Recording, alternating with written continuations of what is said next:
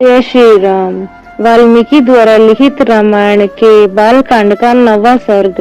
सुमंत्रिका राजा का ऋषि श्रृंग मुनि को बुलाने की सलाह देते हुए उनके अंग देश में जाने और शांता से विवाह करने का प्रसंग सुनाना।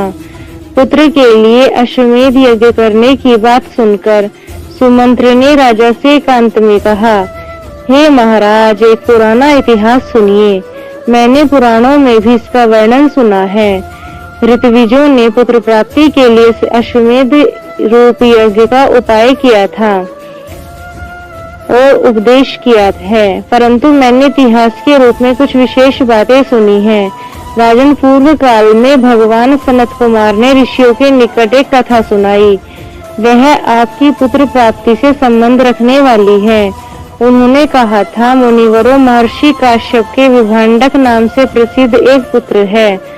उनके भी एक पुत्र होगा जिसकी लोकों में ऋषि श्रृंग नाम से प्रसिद्धि होगी। ये ऋषि श्रृंग मुनि सदा वन में ही रहेंगे, वन में ही सदा लालन पालन पाकर बड़े होंगे। सदा पिता के साथ ही रहने के कारण विप्रवर ऋषि श्रृंग दूसरे किसी को नहीं जानेंगे। राजन, लोक में ब्रह्मचर्य के 2 रूप विख्यात हैं। ब्राह्मणों ने सदा उन दोनों स्वरूपों का वर्णन किया है। एक तो है दंड मेखला आदि धारण करने वाले मुख्य ब्रह्मचर्य और दूसरे हैं ऋतु काल में पत्नी समागम रूप गौण ब्रह्मचर्य। उन महात्मा के द्वारा उक्त दोनों प्रकार के ब्रह्मचर्यों का पालन होगा।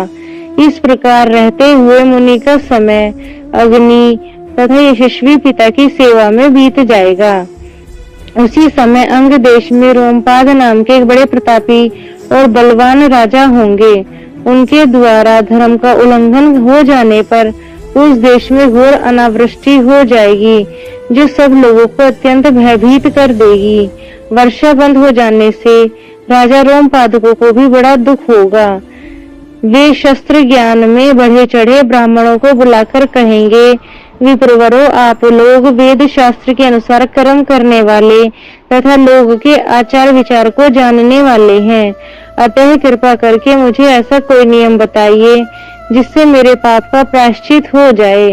राजा के ऐसा कहने पर वे वेदों के पारंगत विद्वान सभी श्रेष्ठ ब्राह्मण उन्हें इस प्रकार सलाह देंगे, हे राजन, विभांडक के पुत्र ऋषि श्रृंग वेदों के पारगामी विद्वान हैं। भोपाल, आप सभी उपायों से उन्हें यहाँ ले आइए। बुलाकर उनका भलीभांति सत्कार कीजिए। फिर एकाग्रचित होकर वैदिक विधि के अनुसार उनके साथ अपनी कन्या शांता का विवाह कर दीजिए। उनकी यह बात सुनकर राजा को इस चिंता में पड़ गए कि किस उपाय से उन शक्तिशाली महर्षि को यहाँ लाया जा सकता है।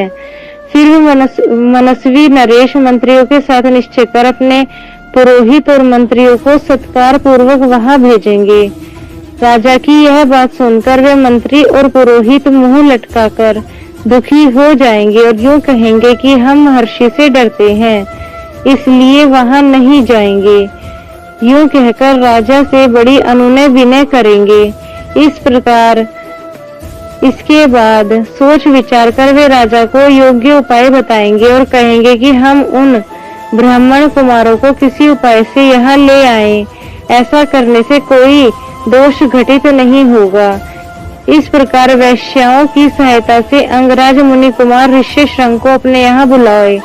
उनके आते ही इंद्रदेव उस राज्य में वर्षा करेंगे और राजा अपनी पुत्री शांता समर्पित करेंगे। इस तरह ऋषि श्रृंग आपके जमाता हुए वे ही आपके लिए पुत्रों को सुलभ कराने वाले यज्ञ कर्म का संपादन करेंगे।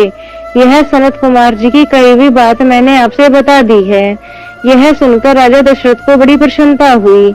उन्होंने सुमंत्र से कहा, हे मुनि कुमार, ऋषि श्रृंग को वहां जिस प्रकार और जिस उपाय से बुलाया गया वह स्पष्ट रूप से बताओ। इस प्रकार वाल्मीकि निर्मित आर्ष रामायण का आदि काव्य के बालकांड का 9वां सर्ग पूरा हुआ। जय श्री